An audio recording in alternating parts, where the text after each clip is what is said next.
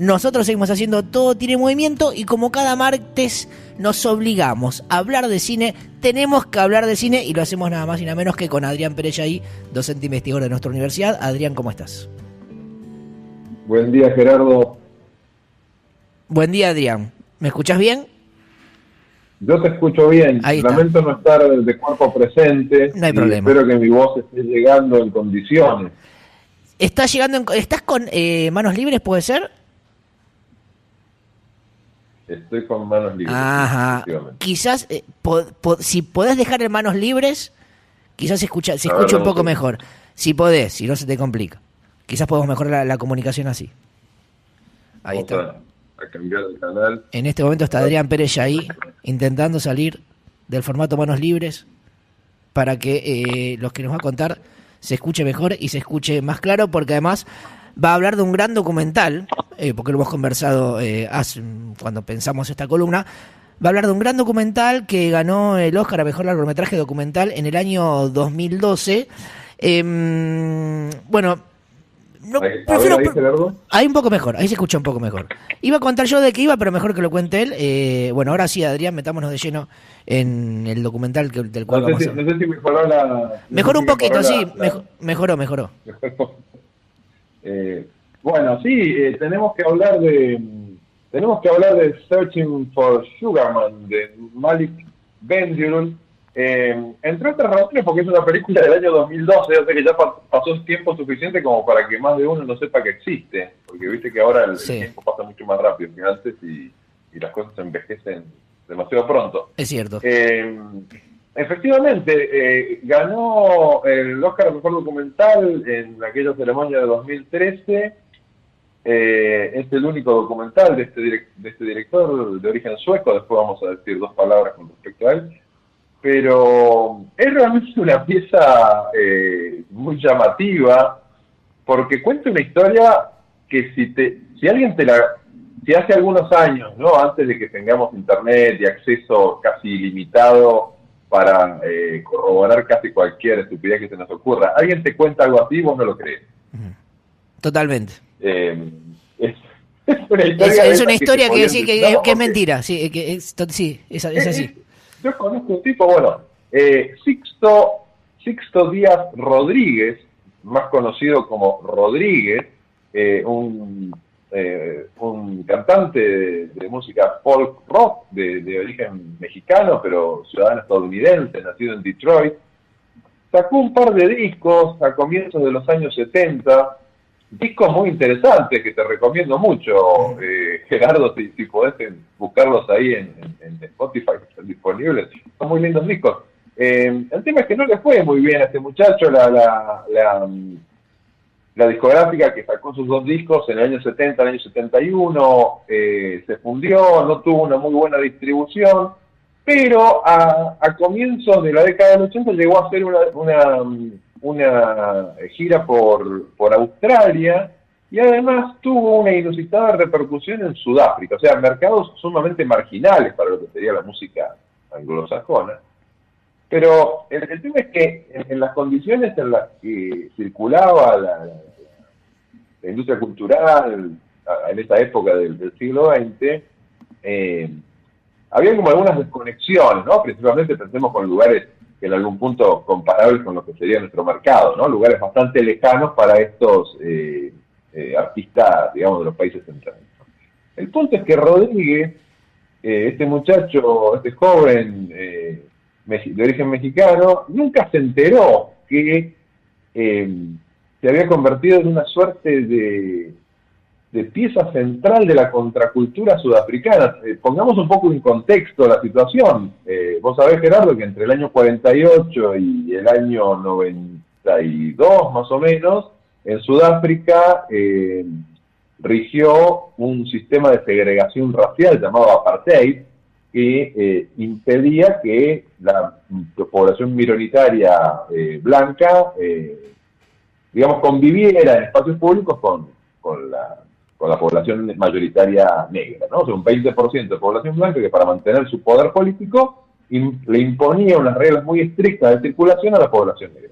Esto, desde luego, fue un problema por todos conocidos de enorme violencias a la población negra, pero el punto es que las juventudes blancas tampoco estaban muy de acuerdo con muchas de estas cosas, y lo interesante es que este muchacho Rodríguez, los discos de este músico, se convirtieron en una especie de consumo de culto de los jóvenes blancos de Sudáfrica, pero hasta el punto que Rodríguez era más famoso que Elvis Presley en Sudáfrica.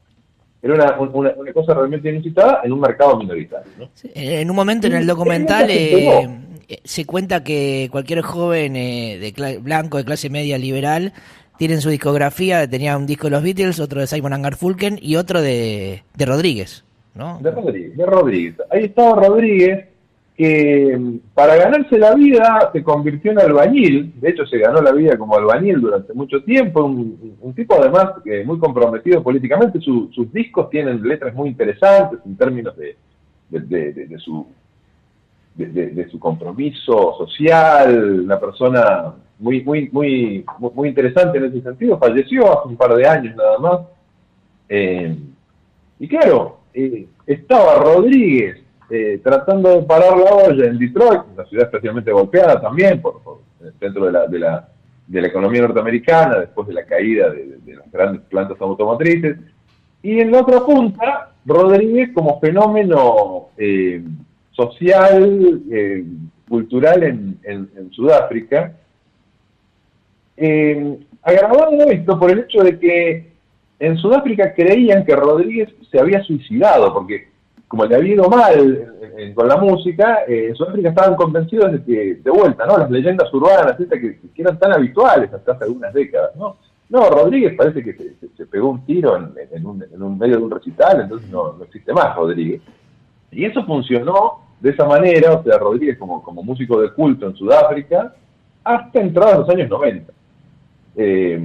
Cuando alguien se entera, ya con las comunicaciones un poco más fluidas entre los continentes y los países, que en realidad Rodríguez existe, Rodríguez está en Detroit y no le está yendo muy bien, así que tiene su reivindicación y llega a realizar algunos shows en Sudáfrica. Imagino que lo que debe haber sido esa situación se muestra en el documental, ¿no? Pero imagino el recibimiento de parte de toda esta generación que vivió creyendo que su artista, su ídolo estaba muerto, ¿no?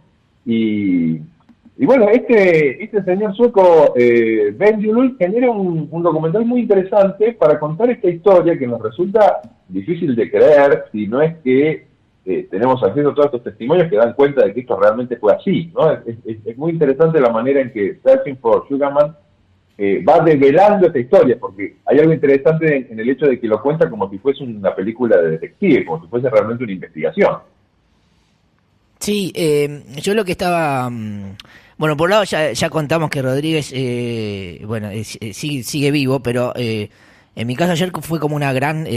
como que juega mucho también con eso, ¿no? Con la sorpresa del documental, prácticamente todo el tiempo, y esto de la verosimilitud me llamó la atención, de que al mismo tiempo es algo que quizás todos soñamos, Adrián, ¿no? Porque es algo que quizás le sucede a él en la realidad, pero ¿quién no ha pensado en algún momento ser, no sé, una estrella de rock, ¿no? O famoso o algo por el estilo, o reconocido por eso que le gusta y cree que lo hace bien? Y es esto, ¿no? La sorpresa de un tipo, de un laburante, que además es un laburo pesado, que de un día para el otro se encuentra con que es famoso en un lugar que está a miles de kilómetros y va a hacer recitales y acá que lo creen muerto, que lo creen muerto además, y mucha gente que va a verlo, claro, es prácticamente un dios, y el tipo hace, no sé, 4 o 5 shows y después vuelve a Detroit y sigue con su vida como si nada, ¿no? Es como una especie de sueño, ¿no? Lo que le ocurre a él. A mí me parece que el valor de la película, en términos, digamos, formales, la película es un documental bastante convencional, por fuera de esto que quiero enfatizar, que es su estructura detectivesca, ¿no? Que me parece una cuestión interesante, pero que no deja de ser un rasgo del documental contemporáneo. Pero me parece que lo valioso está en esto que vos planteás, Gerardo, a propósito del sueño, de cómo está materializado el sueño de querer ser un una estrella de rock. O sea, ¿qué es qué es lo mejor que le puede pasar? Es como paradójico, ¿no? O sea, lo mejor que le puede pasar a una estrella de rock es que lo crean en algún lado, ya desaparecido y convertido en leyenda, y poder volver, porque la cuestión es lo interesante y en algún punto lo reconfortante de la historia que cuenta Searching for Sugar Man es que se da esa reivindicación porque Rodríguez alcanza a ver un poco de esa fama, ¿no? O sea, no es que nunca se entera, por ejemplo, lo cual hubiese sido bastante terrible, sino que puede volver y encontrarse con ese público que lo amaba. Yo pensaba también si, porque a ver, creo que en Estados Unidos vendió 6 copias de sus discos y en Sudáfrica vendió 500.000 o algo por el estilo. Sí, fue un éxito de ventas, sí, en un mercado, digamos, pequeño, pero sí, es como decías vos, o sea, todo joven tenía un disco de Rodríguez en su disco. No, pensaba que quizás en Estados Unidos no pegó tanto como en Sudáfrica, bueno, vaya seguro el motivo concreto, pero pienso que sí pasó en Sudáfrica por el contexto de apartheid y por las letras de este buen hombre, que evidentemente muchos jóvenes se han sentido identificados, ¿no? Y en algunos casos ha sido como un himno en las diferentes manifestaciones en Sudáfrica contra la apartheid. Pensaba en esto, ¿no? En cómo un músico, una determinada canción, una determinada banda puede también llegar más o no a la población a partir del contexto que está viviendo determinado lugar. No, porque bueno, hay muchísimos ejemplos, me parece, en nuestro país también, que en algunos casos encontramos música que claramente tiene que ver con esto, ¿no? Con el momento en que esa banda hizo lo que hizo. Lo llamativo acá es que es un músico de folk rock norteamericano donde sus temas llegan a un lugar completamente lejano, pero en una situación muy particular, ¿no? Y su música ayudó mucho también a esta idea de libertad, ¿no? Sí, tal cual, es un caso interesante del funcionamiento de las instituciones culturales en torno a su circulación, porque es una de esas cosas que un poco sorprenden, ¿no? En el campo de las industrias. Pienso en cómo, por ejemplo, no sé, a veces acá nos pasa con bandas norteamericanas o bandas sajonas que son más, a mí me da la sensación que son más importantes para nosotros que para ellos, ¿no? Pienso en, qué sé yo, no sé, en los Ramones o en Megadeth, ¿no? Que cuando vienen acá parece que es una especie de evento cultural. Y en este caso tenemos este contexto de la segregación racial y este vínculo rarísimo, ¿no? Entre un artista norteamericano de origen mexicano que termina convirtiéndose en un referente para la población blanca de un país que en ese momento se encontraba especialmente aislado del mundo también, ¿no? Porque si bien ellos estaban aislando a la población de raza negra, al mismo tiempo, por esas mismas razones, Sudáfrica era un lugar bastante apartado del resto del planeta.